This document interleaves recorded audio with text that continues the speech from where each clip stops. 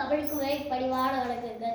பொங்கல் திருநாளாம் அது எங்கள் திருநாளாம். உயிர் வாழ உணவு தரும் உழவனுக்கும் உறுதுணை புரிய கதிரவனுக்கும் உழுது உழைக்கும் மாட்டிற்கும் நன்றி காட்டி கொண்டாடிடும் திருநாளாம்.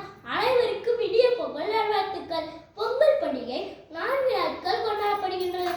அவை முதல் நாள் போகி, 2ஆம் நாள் தைப்பொங்கல், 3ஆம் நாள் மாட்டுப்பொங்கல், 4ஆம் நாள் காணும் பொங்கல்.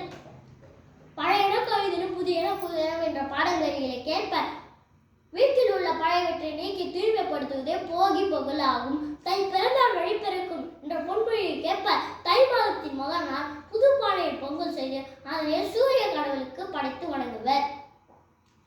உழுதுண்டு வாழ்வாரே வாழ்வர் மற்றெல்லாம் தொழுதுண்டு பின் செல்பவர் என்ற திருக்குறளில் உழவர்கள் சிறப்பை எடுத்துரைக்கும் வகையில் உழவர்களுக்கு உறுதுணையாக நின்ற மாட்டிற்கு நன்றி தெரிவிக்கும் வகையில் மாடுகளை அலங்கரித்து கொண்டாடுவார்கள். அன்று ஜல்லிக்கட்டு, ஏறி தழுவுதல் போன்ற வீர விளையாட்டுகள் நடைபெறும். நல்லாரை காண்பதும் நன்றே போன்ற பொன்மொழி கேட்ப 4ஆம் நாள் காணும் பொங்கல் கொண்டாடப்படுகின்றது.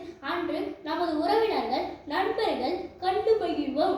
உறவின் சிறப்பை, உறவின் உயர்வை, உறவின் பெருமை போற்றும் நாளே பொங்கல் திருநாளாகும். நன்றி, வணக்கம்.